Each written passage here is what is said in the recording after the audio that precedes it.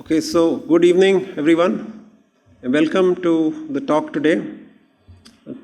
Simplicity in the age of complexity. I'm sure we can all relate to that, and we've all had our moments where we've felt challenged by the level of complexity that exists today in the world, be it technology, relationships, or just navigating through various things that we simultaneously need to address. Now, before we begin the talk, I just want to develop a little bit of context as to how this talk is being available today.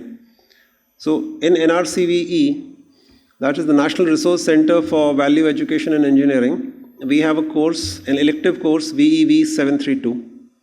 And this is a special lecture where we have a guest faculty, and we are fortunate that we have Michael Highburger with us today.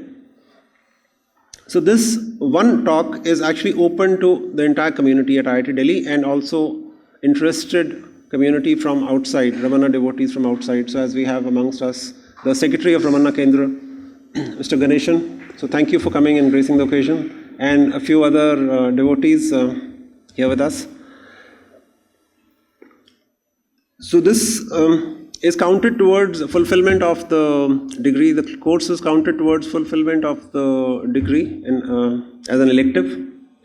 And we are now at lecture number 11 out of 14. So it's a 1 credit course. It's a graded course. To give you a glimpse of how this course runs, we will do a small exercise to begin this talk. So this exercise is almost there in every lecture. And the exercise consists of listening to a chant out of the famous Akshar Manamalai, and we'll look at verse 3. So we'll just listen to verse 3.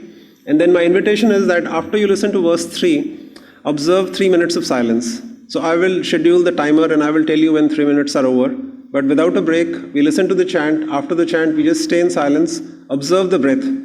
So when you observe the breath, you just observe the breath as it comes and goes. You actually do nothing about altering it, changing it. And in fact, if you are aware of the presence, that is enough. If you drift into thoughts, it's fine too. The moment you noticed that you've drifted into thoughts, do not blame yourself for having drifted into thoughts. Just like a game, if you're trying to ride a horse or trying to ride a bicycle, you fall, you simply get up and ride again. Similarly, you get your attention back on your breath, and that's all. There is no other effort to be made. So just remember that, do it simply, don't put too much pressure, don't make it an effort-based thing, make it an observation, attention-based exercise. So, I hope you're all clear? Okay, thank you.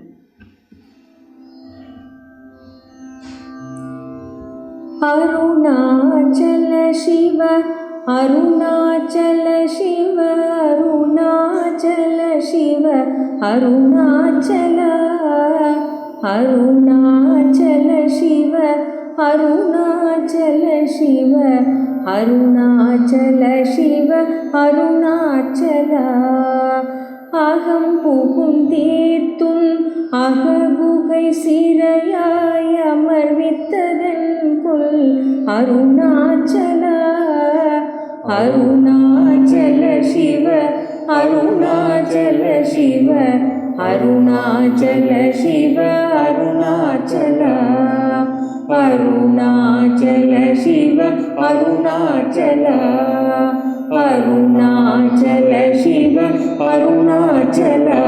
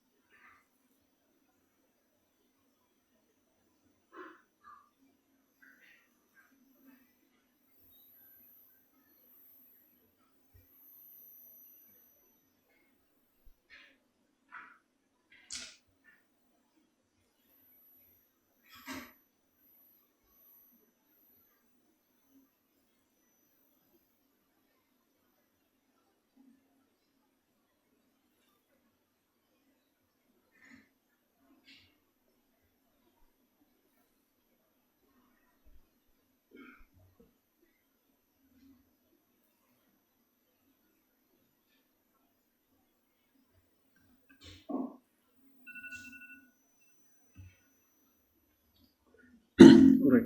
I invite you to now very gently get your attention back into the room.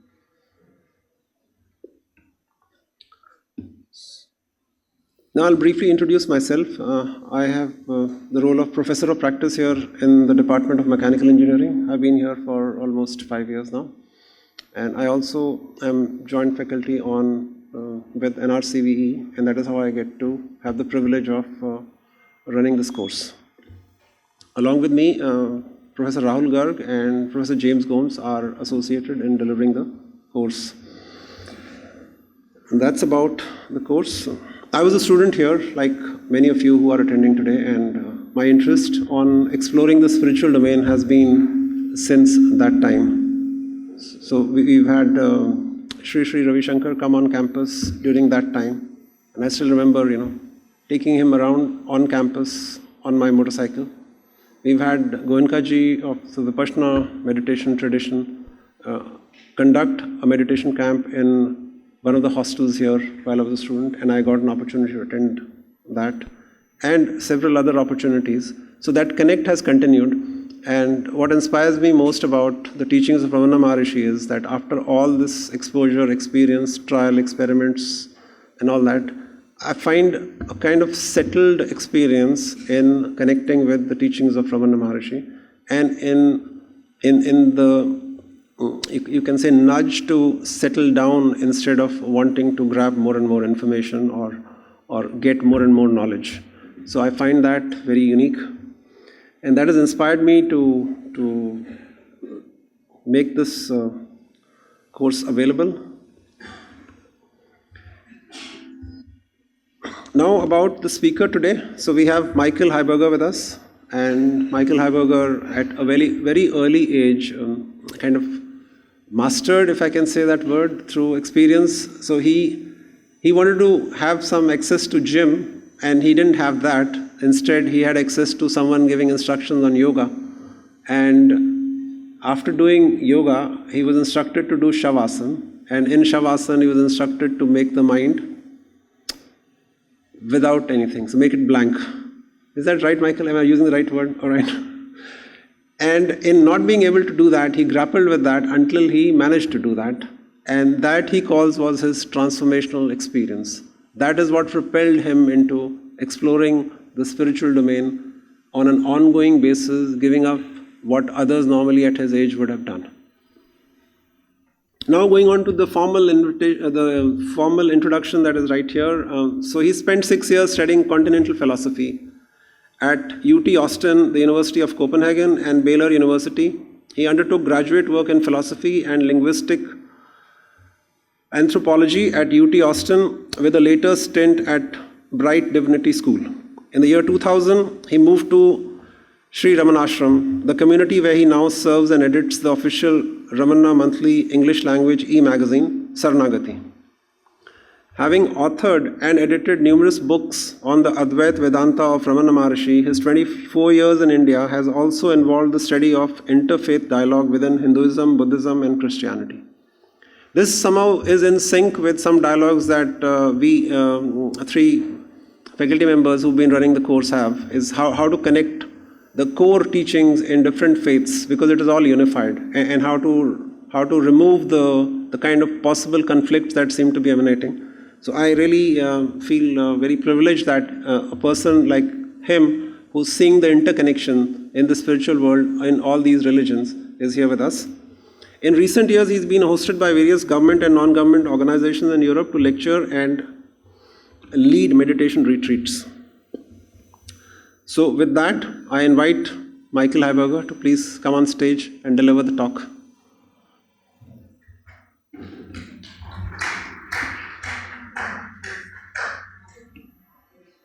Thank you, Professor. Yeah. Can you hear me out there? Neera, you alert me if you can't hear me. Can you hear me okay? Louder? Can I turn that up?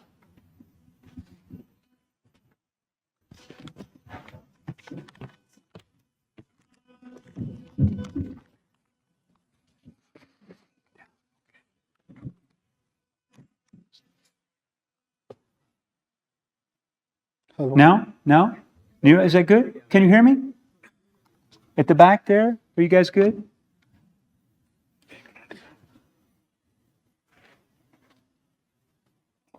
Okay, thank you. So I'm speaking American English. So if my diction or intonation is hard to understand, please stop me, okay? And can you hear now, Mira? Yeah, good. So thank you for coming. Um, This talk is titled Simplicity in the Age of Complexity, Ramana Maharshi on Navigating Life in the 21st Century. And Professor Gudara and I, it's interesting because I'd sent several photos to him and I was curious which one he would choose.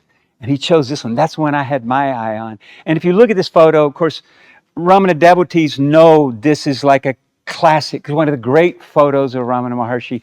And if there's any image in the world that would depict simplicity, that's it, that's the embodiment of simplicity. And so why is that? Is it the light bulb? Is it the Kalpina? What is it? No, it's the form itself.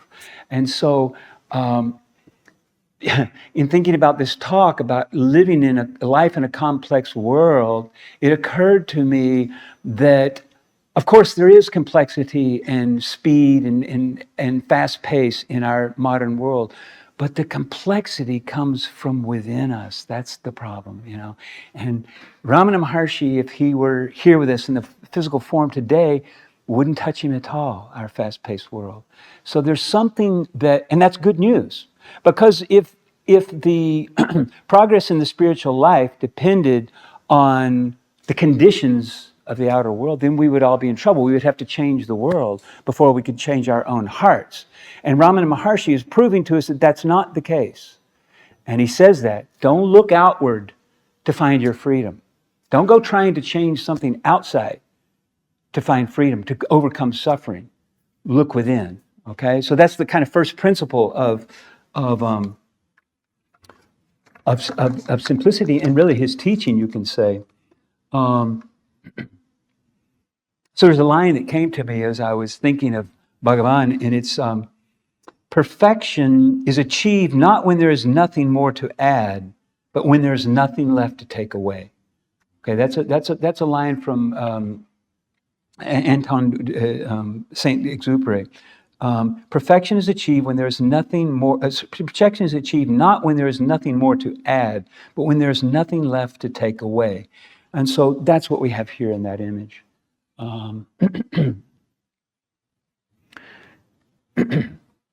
If perfection is achieved by not adding anything new, but stripping away the unnecessary, then why wouldn't we just go ahead and do that?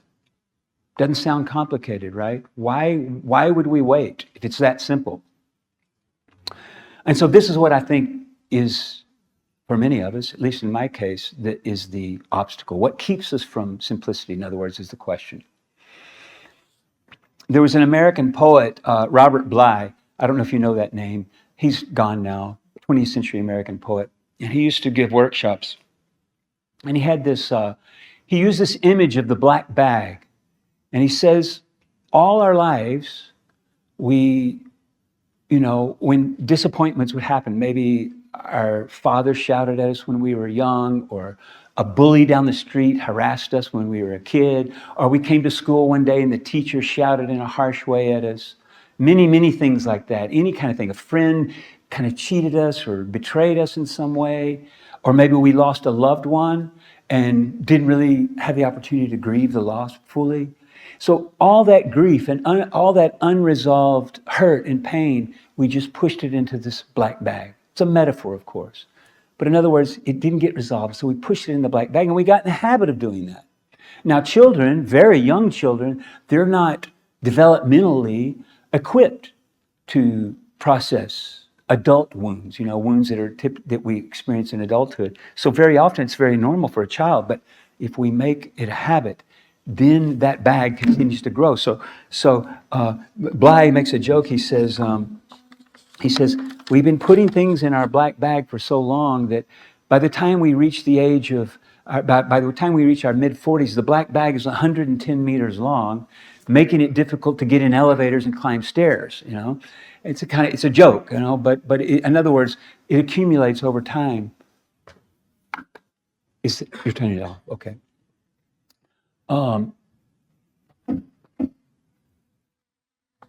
So why that's significant is because Professor Gudari and I were talking about this today about the simplicity of a practice like Bhagavan's Atma-vichara. It's very simple. There's nothing conceptually complex about who am I. And yet, we have devotees here. We know that it's not that easy to practice. And why? Why is it difficult to look within? And I think part of the reason is that black bag.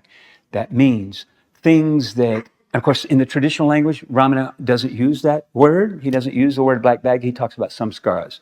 Okay? So it's things we've inherited. It's things that have happened to us in our youth, things that we've maybe happened prenatally or that we've inherited from our parents or grandparents.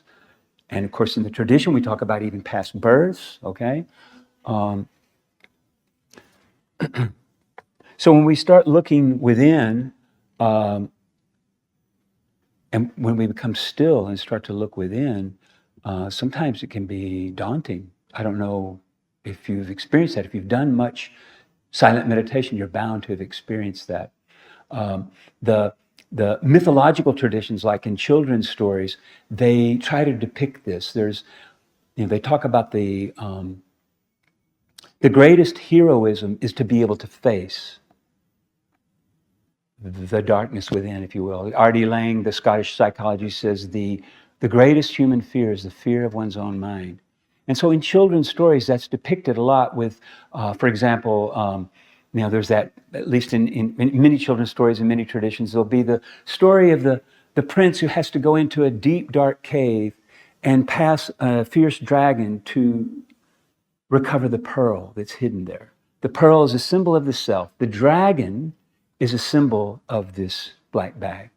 And so the prince is us. It's the unfulfilled ego, the ego that's wanting to liberate itself, and it can only do that if it reaches that pearl, okay? And to do that, it has to face what it most fears, what it fears most, and that's this accumulated. There's so many stories like this. I remember one story, it's a prince.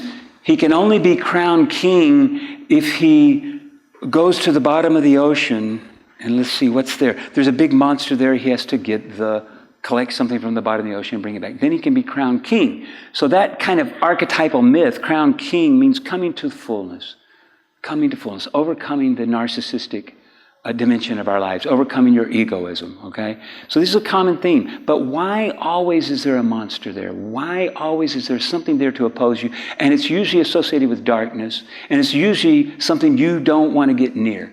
And that's because that's what this image of this black bag is. In other words, we've got to turn and face what we least want to face in order to come into fullness, to come to simplicity, okay? And I'm arguing that's the complexity.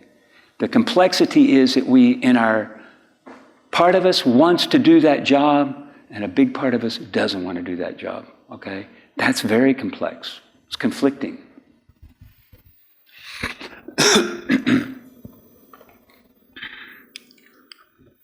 Okay, so, and it's so, this is such a universal problem that we've actually built a whole world. And then we might look at this photo and we say, yeah, but that's Bhagavan. I'm just me. I'm just a poor, ordinary worldling. But Bhagavan didn't see it that way. He said that there are no anyanis. There are no anyanis. That fixation on our bondage, on our captivity, is a fixation of the mind only. So remove that fixation and the bondage is gone like that.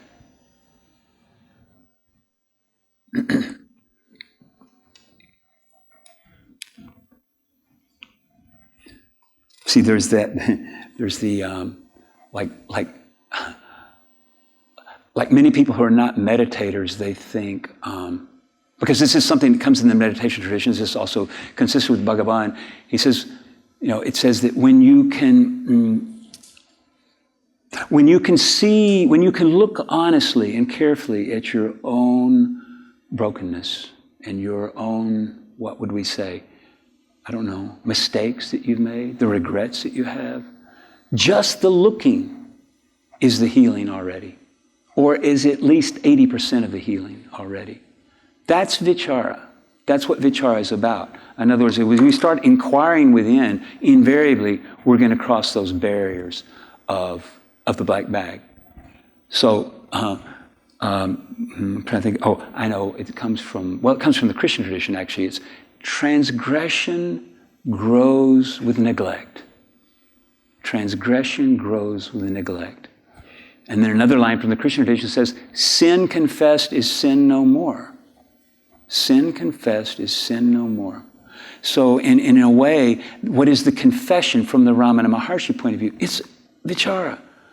Because we're looking honestly within, truly and honestly, we're looking within. And that willingness to look, to see what's there. See, the black bag is the opposite. It's the shield from having to see what's there. Vichara is the penetrating mechanism that we pierce the black bag and look honestly at what's within us. And just the seeing. So people will say, well, wait a minute. Some scars from countless births, how can you heal those just by looking at them? It's because there's power of repentance in the inquiry process. And for those of you who've practiced this, you know this. You've seen it. That 85% of the thing has gone like that as soon as you encounter that in honesty, in truthfulness. Because already that's a repentance maneuver. Repentance or confession is about putting out in the light of day what you most would like to conceal. And that's what makes vichara difficult, by the way, because we don't want to put into the light of day what we most want to conceal. We don't even want to see it ourselves. And so that's what makes it difficult. That's also what makes it so powerful. Okay? So in a way, the who am I, it's kind of a trick, really. See, Bhagavan set that up. It's a kind of a trick to get us to start directing our attention inside. And then what many people will do, they'll just use that mechanically. Then they lose interest and they say, no, vichara is not for me. No, vichara is for everyone, but just remembering it's a steep climb, because of that black bag. In other words, if the black bag, so how to say it, if it were easy to deal with the stuff that's in the black bag, then it wouldn't be there in the first place. We would have sorted it out back when it happened. But because it was difficult to deal with then, we put it inside. We pushed it down.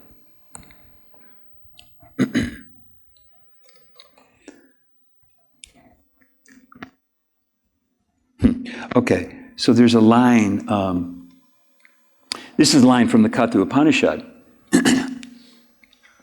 And it says, the self is difficult to see, hidden in the secret place of the heart, residing in the deep cave of the intellect, ancient. By knowing it through meditation and the practice of self-discipline, the wise person overcomes both joy and sorrow. Think about that. It's a very, very rich line in so many ways. Practice of self-discipline. What is the self-discipline? It's having the courage to look within. I don't know how many in this audience have experience with meditation, but wow, it can be sometimes very intense, just as vichara can. And it's for this reason, that self-discipline, not wanting to deal with what we don't want to deal with, And at the same time, very liberating, because when we deal with what we don't want to deal with, things are going to happen, things are going to change.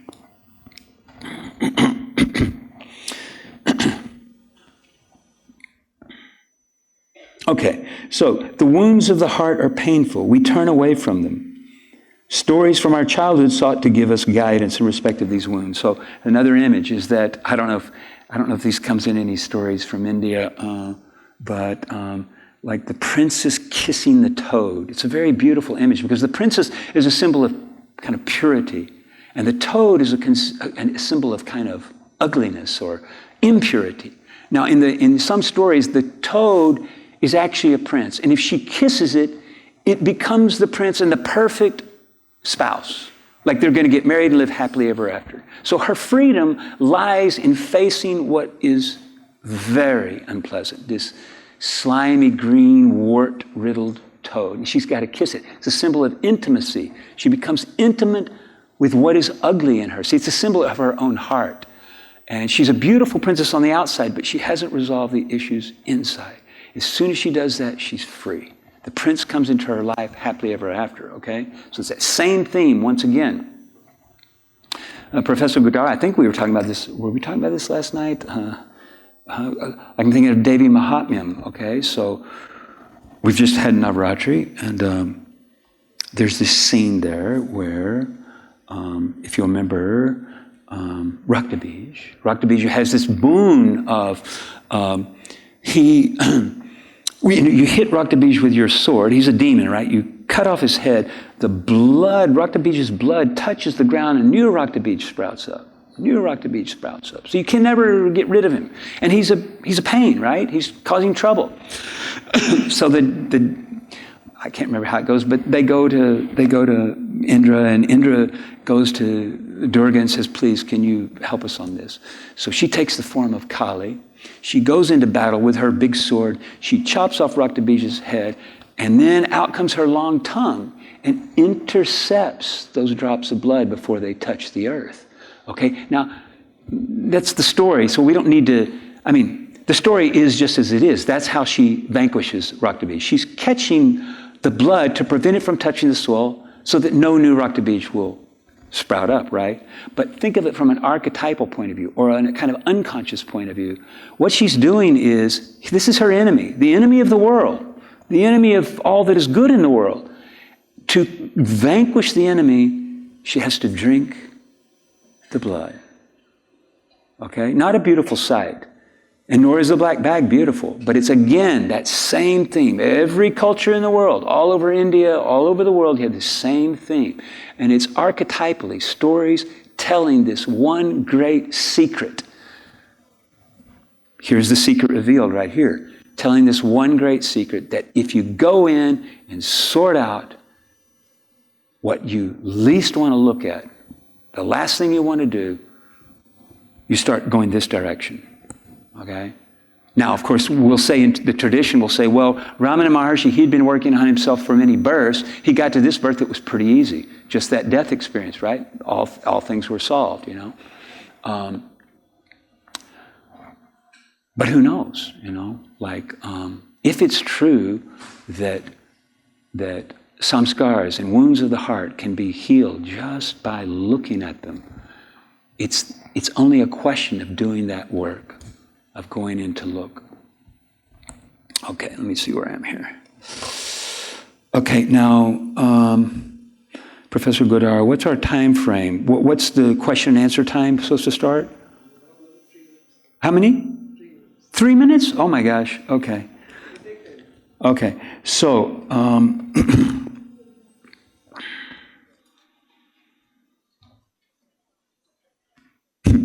okay.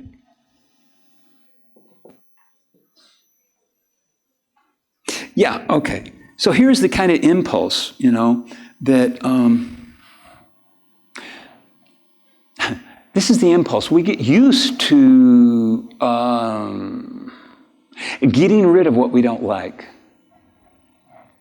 I mean, what I mean by that is maybe somebody says something to us or does something, and rather than feel the full brunt of what's coming at us, and it may be unjust, whether unjust or just, we just don't want to deal with it. So we stuff it in the black bag, stuff it in the black bag, you know. And there's this, we think that we trick ourselves into thinking when something unpleasant happens and we kind of get it out of the way, we throw it away, so to say. We imagine that it's somewhere else. But where is the somewhere else that we throw things away? It's almost like a child would do that. That's a kind of a child impulse. The away that we throw things away. What we don't like, we throw it away. The parts of ourselves we don't like, we throw it away. But the away is here. That's the only away there is. There's no away out there. We imagine that it's away because it's out of memory. It's out of mind. It's covered up. And by the way, where's the self? Where's the heart? And I'm speaking of Hridayam, the heart with a big H. Where is it? It's at the center of the black bag. And that's the tricky part. In other words, the samskars, if you want to use Bhagavan's language, are encasing the heart, encasing the self. So the only way to get there is by dealing with that material. And that's vichara, that's meditation, that's looking inward.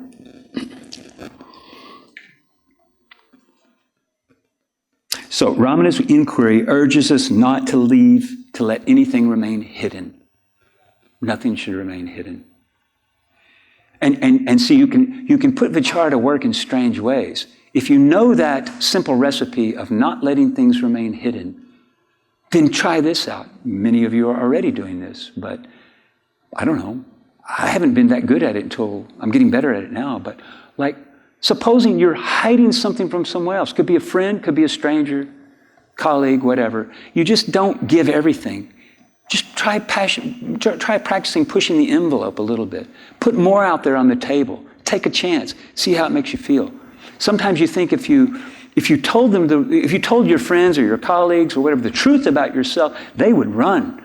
They would say, I don't want to have anything to do with that person. Anybody who has things like that, I don't want to have anything to do with it. But actually, they see that you're willing to reveal your vulnerability. And in revealing your vulnerability, the relationship changes, actually becomes deeper. Now, sometimes people will run away. Why? Because it's threatening. My God, I don't want to, because they're afraid of what they're keeping down. So if you're willing to bear more than what you normally do, it can be threatening for them. So sometimes that does happen, but mostly, whether it be family, friends, colleagues, acquaintances, your relationship strengthens and deepens. And that, again, is a vichara principle, because vichara is about allowing ourselves to see what is hidden within us. See, what is hidden, we think of who am I? Bhagavan talks about who am I? It's the small self that's being, what's the word for it? Disintegrated, dismantled through the inquiry process. But what is the mechanism in that dismantling? It's healing all those little samskaras, all those little wounds, all those memories, one by one by one by one. And so it's not like a sword blow, you just go in, cut the ego. Not exactly like that. It's a melting away, Okay, we're getting short on time. Let's see here. So denying the black bag's contents only makes it more destructive. That's just classical understanding. Let's see, I've written something there. There was one, that was at Dilgo, Kensei Rinpoche, who said, talking about, he was talking about sometimes when we have the black bag, we'll lash out at the world, we'll lash out at others, because it's the pain within, and we don't want to accept that it's coming for us. So we project that out onto others. And we think, if we can get rid of that person or get rid of this situation, then we'll be okay. But he says this. He says, if you kill out of anger, your enemies will be never ending. If you kill your anger, all enemies are killed once for all. So how do you kill your anger? Same. Black bag. Dealing with the black bag. Ignoring the black bag only increases its power.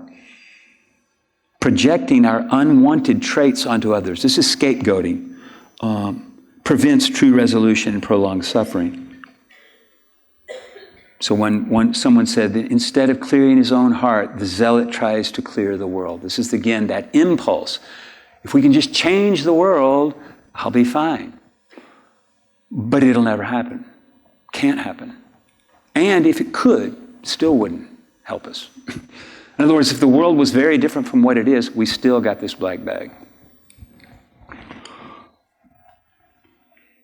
And then it was Carl Rogers came to this line. He says, when we begin, so here's the opposite. So we've got the black bag, we're ignoring it, and we don't really like ourselves. We're not accepting of ourselves. And he says, when we accept ourselves, when at long last we begin to accept ourselves as we are, black bag and all the whatever toads or whatever they're in there, when we accept, then we can begin to change. That's what he says.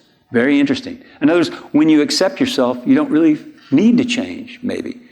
But he says that's when we can change, when we accept ourselves. And to accept ourselves, see, in a way, the black bag is just It's just not, it's resistance. That's what it is. We're pushing things away. When we accept that, then the change happens.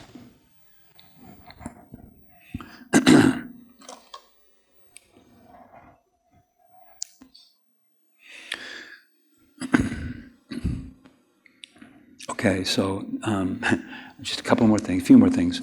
There was a Tibetan monk once who shared a story about, he said that in Tibet, they used to appease the fiercest of the demons ritually, like in puja, each year.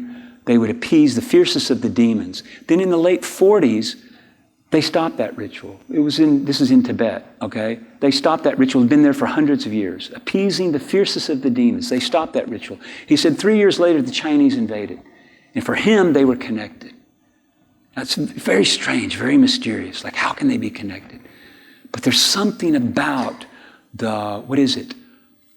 like you could say, from a science point of view, from a mechanical engineering point of view, how can puja affect the world?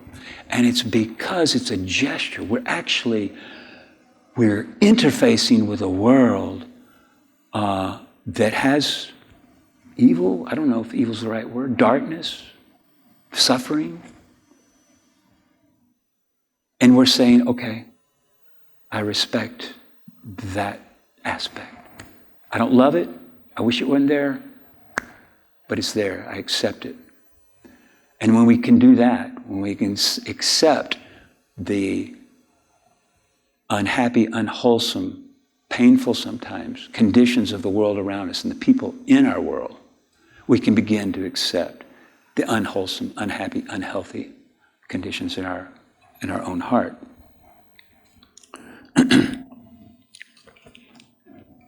So Bhagavan says, a lamp shines, destroying darkness with its light. So too, destroying the enveloping darkness arising from inexplicable ignorance, the self, the pure light of knowledge, shines.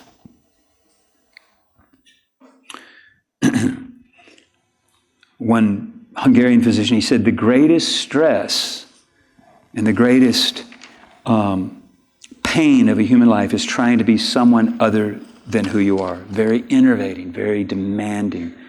Because see, the black bag has got our heart in there.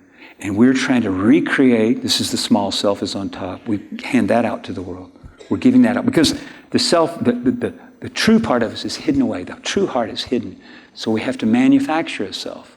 It's very tiring, very exhausting.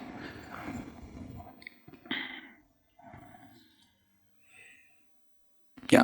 If our black bag keeps growing, it means we're blaming others for our pain. The real issue is not our spouse, our children, our neighbors, but the one who's taken control of our heart. Who is that one? That's me. That's this little self. So Bhagavan says, when knowledge destroys ignorance, like the light of dawn scattering the darkness of night, the self will rise like the sun in all its glory.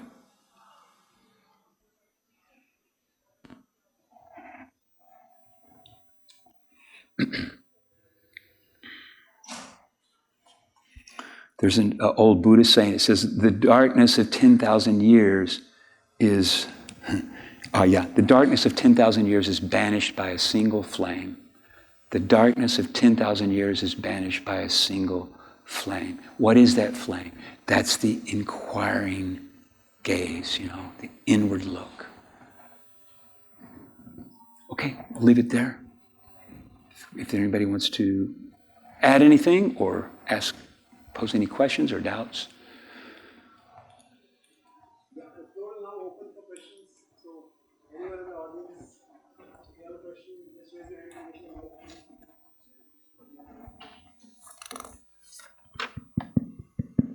can Oh, there's a mic coming around. If anyone has a question, you can use the mic if you want, so you don't have to shout.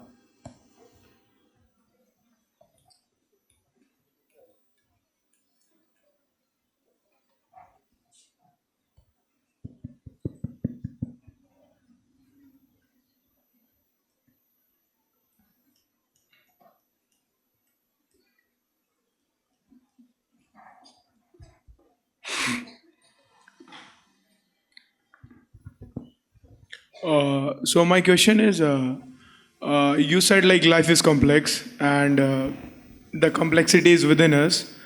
So I do read about like various saints, and I'm also exposed to a few of the things. But I would like to know your experience. So are you still confused in this path of spirituality? And if not, then what is the clarity that you have got following this path, which is like this particular path of spirituality? Thank you. Yeah, well, so I'm a meditator. That's really all I do. I live in Ramanashram. I'm working in publications department, and I do meditation practice. So yeah, this is my life. Yeah, this work. Yeah.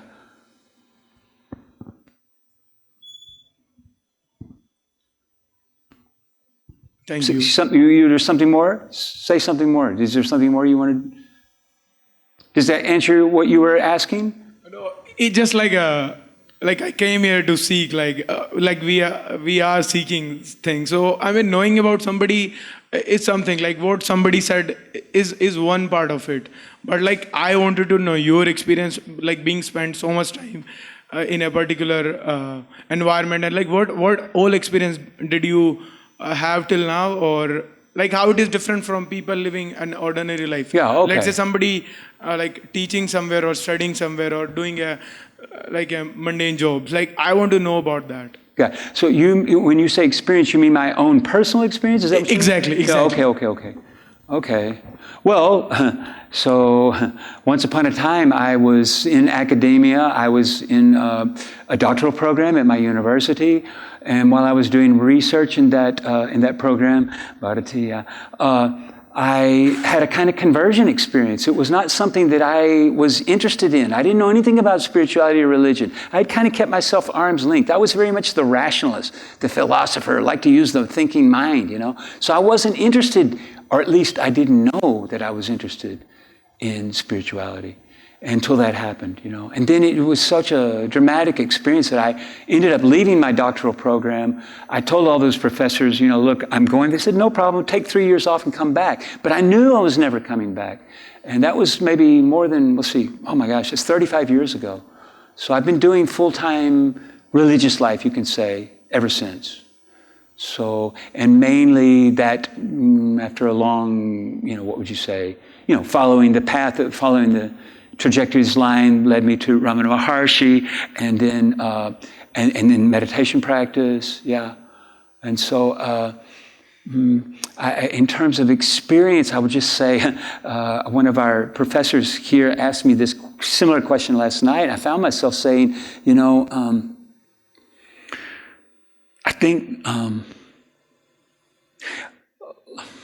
Well, like if I were to answer very honestly, I would say the most remarkable thing for me in my life personally is, and this didn't typify me in my whole life until recent years, is finding myself more at ease with just my own life, moment by moment, and feeling like I can inhabit this body, and not needing the world to be different, not needing the moment to be different than what it is.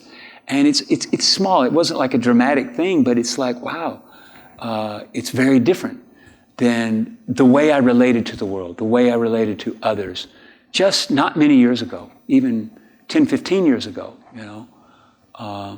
So that, for me, is a real kind of, what would you say, a testament to the power of the tradition that's being offered, the practices that are being offered, which are very simple, but require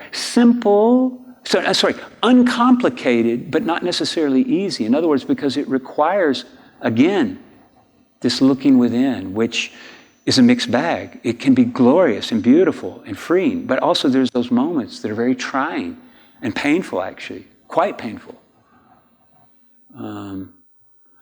I was in a meditation retreat in Chennai in February of this year.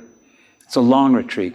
It's about 30 days. And so on the 15th day, I woke up one morning very early, just 3 hours sleep, getting ready to go to the meditation hall. And I had this experience of intense fear.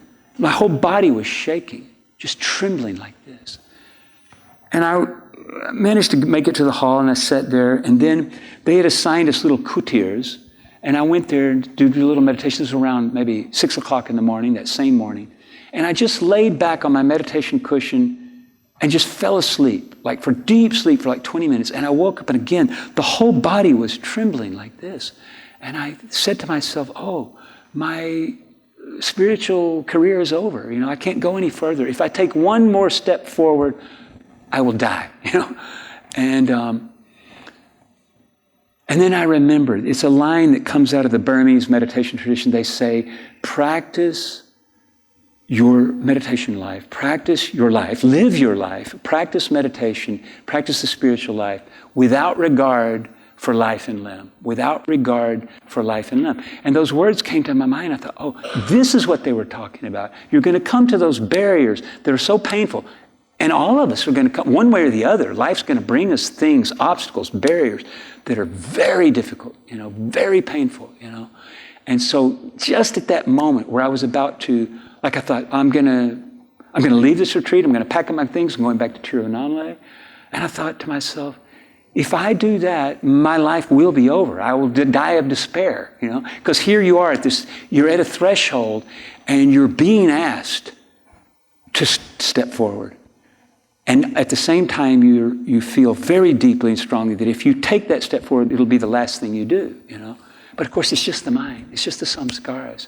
And so as soon as I remember that phrase, practice without regard for life and limb, I thought, oh, that's it. And I got up.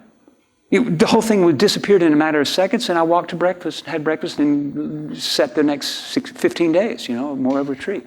No issues after that, So, but those things come regularly. It doesn't mean that won't happen again, something like that, I don't want to make it sound like it's not like heroism. It's just life.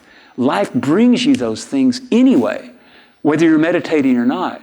But if you meditate, you're still going to have to cross those barriers, In other words, it's not a cure-all. Well, it is actually a cure-all, but it's not a magic pill that saves you from the difficulties you're going to encounter within. Does that answer what you were asking? Yeah. Okay. Thank you. That was a very interesting lecture. Your very turning point itself, coming here and settling down in Ramanashram itself is correct. There is some force which made you do that. You've left the US and you come here and you've settled down in a place like Ramanashram, and following Bhagwan's teachings now. And what you said about this black bag, I was as per Bhagwan's teaching, he says you should be thoughtless. Everything happens because of thoughts. When you are fast asleep, there is no thought, and you're, absolutely, there is no personality, there is no thought, there is no black bag, nothing. Correct. When you get up in the morning, that's when the black bag starts. Then you encounter the world and you face your fears and excitements.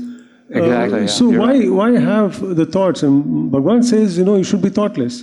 Agreed. I agree with you. And you should try for the thing. And those are the things where Bhagwan has done is he's completely taken Arunachala as his sole being, and he is is blemishless. He is the Lord for me, and I've come and surrendered to him, and that's the best part. Yeah. Like you've come here and you left the US and you've adapted yourself to this surroundings here, and there is a force which is working somewhere.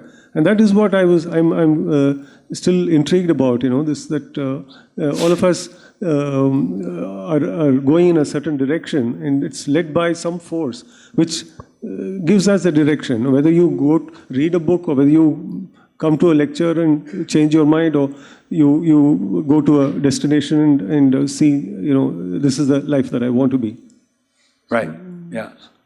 Go ahead. Yeah, I think that's essence is that you should one should aim for this thoughtlessness. I mean, the thought, we take our personality as the same, we validate this personality. Yeah.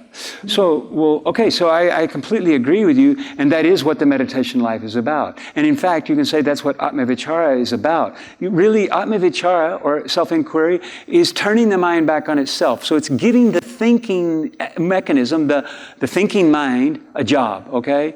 So in doing its job, it dissolves itself very slowly, you know? Well, at least in my case, quite very slowly, but in Maharshi's case, very suddenly. We can't say that Bhagavan was free of the thinking mind, free of thought, before that death experience. And after that, he was free of involuntary thinking. We can say that pretty safely. In other words, he could use the thinking mind if he needed to, but there was no compulsion. He had full control of that, okay? And that photo speaks of that, you know? But at least in my case, so what happens in meditation, very often you'll have thoughtlessness. Thoughtlessness means just the absence of any activity in the mind. But, what would you say? That stillness also leads you to places deeper down in the psyche that are not clean, that need working with, you know. See, what we're aiming for is to have those deep meditation experiences become permanent. That's Bhagavan's state. There's not many people that have that state, you know. So thoughtlessness, if you want to call it that, or being thought-free, having an empty mind, if you will, a mind that's at peace. Any of us can do that for a time, but it's when we're not able to do it. That's the tricky part, you know. And at least that's the way it's been for me, you know.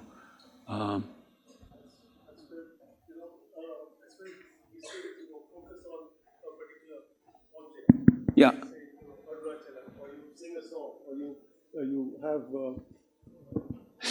Well, I mean, Bhagavan wasn't really that big on objects or songs. He was big on surrender and self-inquiry. Those were the two big things, you know, for Bhagavan. Surrender, and both of those are kind of advanced in a way. Like surrender, true surrender is really advanced. I mean, it really is, you know. But if you can do vichara, you can practice a little bit of surrender. If you can practice a little bit of surrender, you can do deeper vichara. You can use the two together. He doesn't really necessarily present it like that you need to use them interchangeably. But it does work like that. And so those are the two main teachings of Ramana Maharshi: surrender, self-inquiry. Those are the trick of slowing down the mind and focusing on the mind on a particular topic or a lord, for instance. Let's say Shiva or Arunachala. Yeah. You know, so slowly we have to train ourselves. It's not every day you sit in the meditation, your mind is focused. You know, there are days when your mind is, going everywhere. That's right. But slowly we have to practice, and we have to make it a discipline to sit in one particular place at a particular time, and then practice and focus the mind. You know, so and it takes time. You know, and everybody is not like Bhagwan.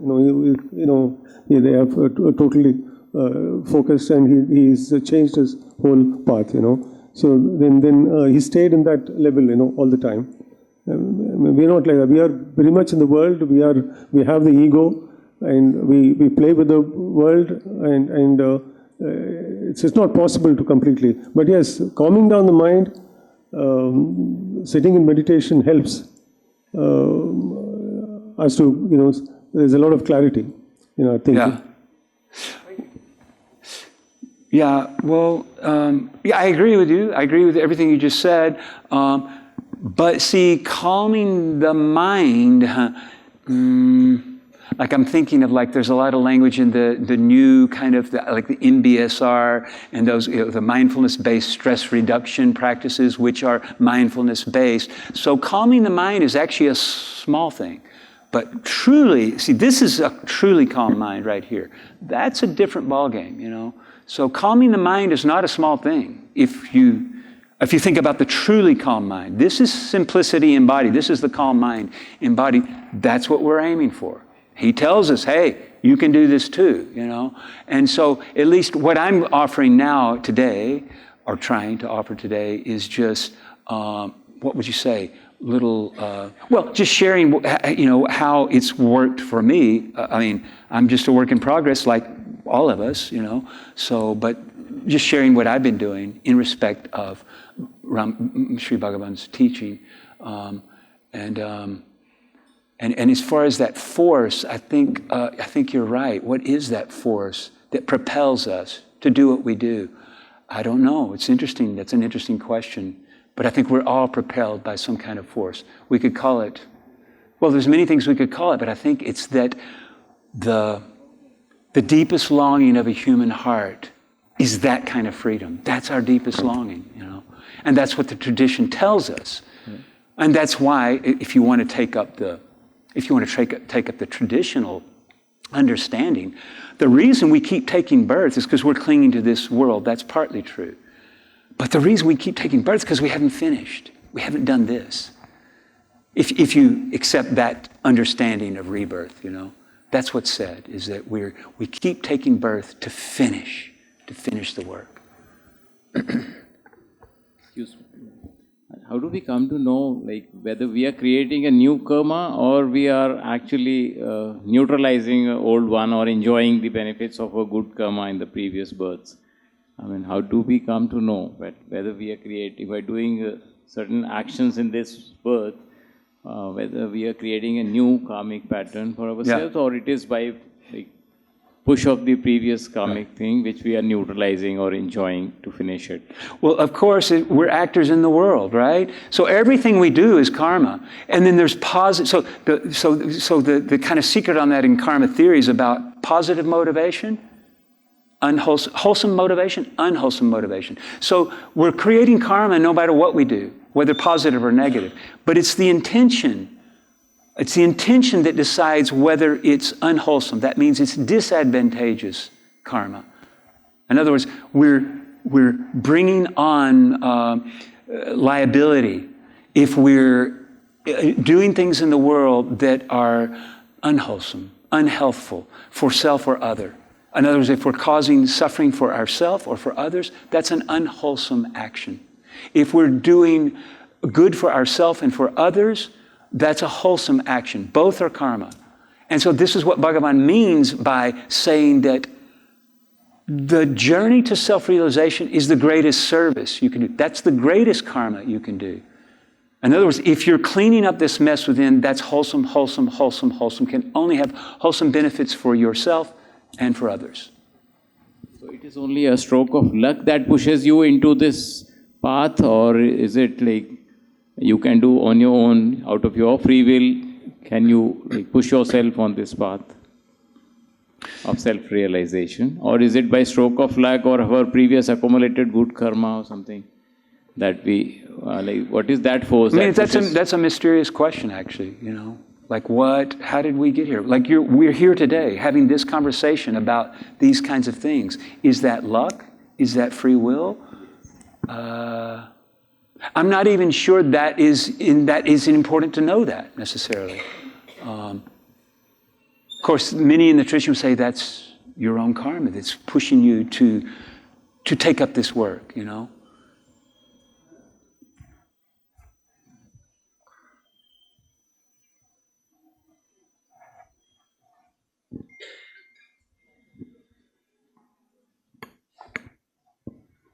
Anyone wants to ask a question?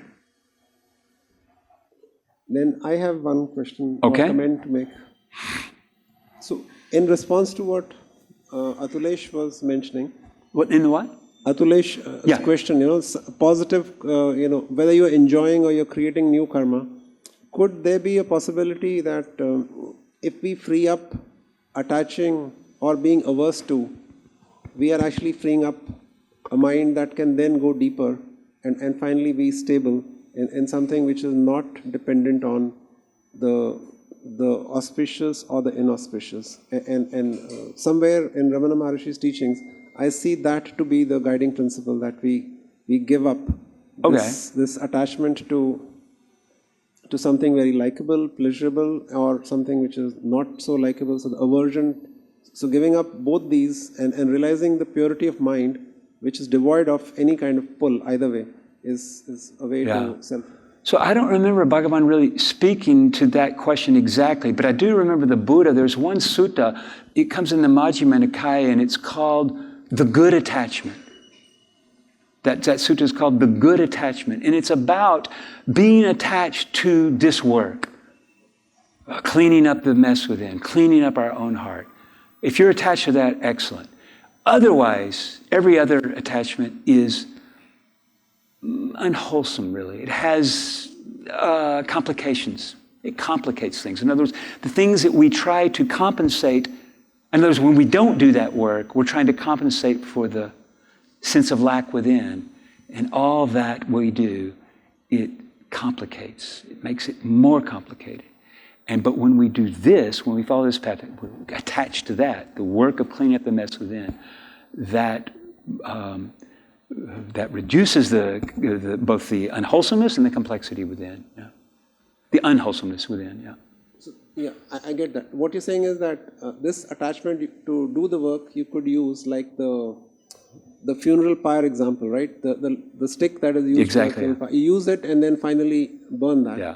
Yeah, but this in question 12 of Who Am I, the reference is something like, recognizing the fact that the mind by itself is neither wholesome nor unwholesome. It is just the way it is. Right. So there he makes that distinction, and I infer from there that if one were to give up the attachment, then we could end up freeing ourselves from the positive or the negative, whatever. Yeah. I think that's the metaphor right there. Because in a way you could say that stick is awful. Bhagavan talks about the stick as like a metaphor for the ego. You use the ego to stir the fire. The ego here can stand in as for that attachment energy. We're attached to doing something, and then in the end, it's not needed anymore. So you throw the stick into the fire. There's that line here in the Upanishad that I just read about, it's kind of, I didn't highlight this phrase, but it says here, by knowing the self through meditation and the practice of self-discipline, the wise person overcomes both joy and sorrow. What? Do we want to overcome joy? Yes. Yes. And see, that's here. This is not joy. This is not sorrow. This is peace. That's what we're looking for. We're not looking for happiness. We're looking for peace. And that's the ultimate state, Joy always brings with it sorrow, right? That's what the tradition tells us, Thank you. I think this is a wonderful conclusion to the talk, that it is not joy, it is not sorrow, it is peace. Oh, okay. Okay, so one last question. Yeah. Sorry, yeah, please come. So one last question. First of all, this talk was very encouraging. Wait, a little louder. Good. So first of all, this talk was very encouraging, and I want to ask this question as majority of us are students, and the talk mentions simplicity in the age of complexity. So as students, in our future, we aim to work in corporate life or wherever, in our professional lives, in our student lives, how do we visualize simplicity? Like, we do not visualize ourselves as sannyasis.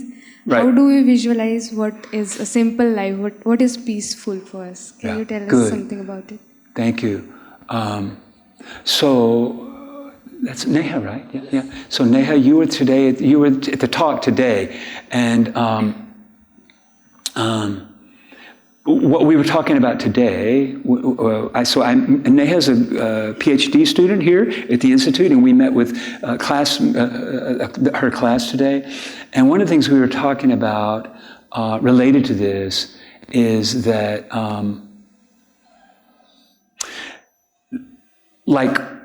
if you're a student here, whether you're a graduate student or undergraduate student, it's pretty hectic. Being a student anywhere is pretty hectic. So she's asking we don't have time to sit in meditation all the time. We don't have time to go to retreats. We've got other things to do. So how can we make this work for us? And what we were talking about today, Neha, if you remember, we were talking about tools that you could take with you in life, both while you're here in the Institute studying, but also in your career life. And we were talking about different things that you could do to gain awareness of what's going on inside you. And that's the portable vichara, really. A little bit, today's evening talk is about what would you say, the vichara you might do on the meditation cushion. Today morning, we were talking about that portable vichara, and that's when you're in studying, or you're in a career, or you've got a family, and you don't have time to sit in meditation all the time. So again, I would just revert to what we said this morning, and what we were talking about is about cultivating that awareness about what's going on inside you moment to moment. And you can do that as you move through your day. You know, as you're walking, as you're interacting with people, you have something come up within you. What's going on? It doesn't take much time. We talked about today that sometimes if you find yourself in a in a difficult moment with a group, if you're in a room and you don't feel good, just go out, take a break, see if you can figure out what's going on within you. These are little practices that you can incorporate into daily life. In other words, it becomes part of who you are. And anyone can do that. The difficulty is knowing that's something that you might want to do. Most of us, we don't have that awareness, you know. I certainly didn't. When I was your age, when I was in my graduate program, I had no idea about that. It would have saved my career, you know, my graduate career, had I been able to do that. But I didn't know about it. I didn't have those resources. And so what I would say there, don't be discouraged by the prospect of, like, so here we have someone who's just sitting in meditation bliss 24 hours a day. It's a different call. But that doesn't diminish a life of service in the world, first as a student and then as a what would you say? Someone in a career and in family, that you can bring that awareness into every aspect of your life, you know, and it's awareness within. It's sometimes also awareness what's going on around you. But if you have the awareness within, you'll have the awareness about what's going on around you. And even in the hearts of others, you become able to read we were talking about autonomic states this morning. You'll be able to read the autonomic state of another. Like, if someone's today we were talking about threat states, if you're in a threat state, don't get in an argument with someone in a threat state. You'll never win. And if you're in a threat state, don't get in an argument. You'll never win, because it's all happening subconsciously. So just be aware that there's this state of arousal. It's not a time for interacting. It's not a time for arguing, let's say it like that, you know. So, but the main point from this morning was about, like, learning how to cultivate the awareness of what's going on in you. That's a kind of pre-vichara practice. In other words, you're looking within, you're inquiring about your mental state day by day, throughout the day, and carry that with you in your life. You know, check it out, because it's very useful. And of course, if you can go into and do a meditation retreat to help you deepen that awareness, do that. But if not, do what you can while you can. That would be my answer. Yeah.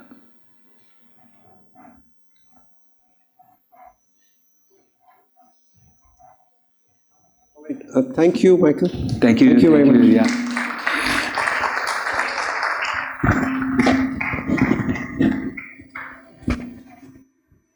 Now, I'd like to request Professor Sridevi, Associate Dean, Student Welfare, to say a few words and a vote of thanks. Thank you. Thank you very much. Please have a seat.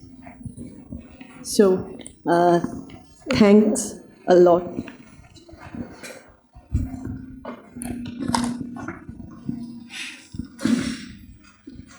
So, I take it a privilege to thank Michael Highburger for his excellent speech.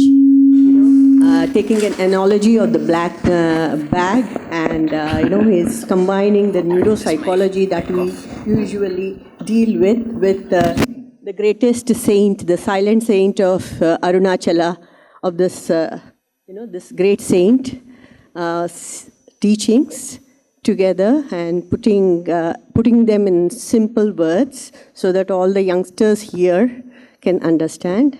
I also thank all the dignitaries, the members of the Ramana Kendra, who have taken pains to come from their homes here to attend to this talk and to our institute. Thanks to you all.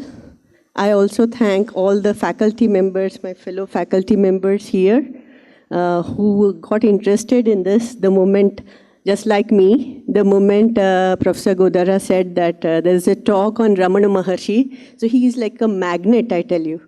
You know, where all your spiritual shopping, you know, it starts, I don't know how it starts for everybody, it's at different stages of your life, but when it starts, where that spiritual shopping ends is at the saint, Ramana Maharshi. That is what that's my personal experience. So once you come back here, I don't see anybody going back anywhere else or, you know, to any other shop, a spiritual shop I'm talking about.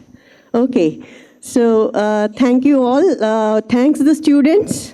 I hope you have got some, at least you've absorbed some of these intelligent words from the person who has been staying, you know, in the saint's ashram for so many years.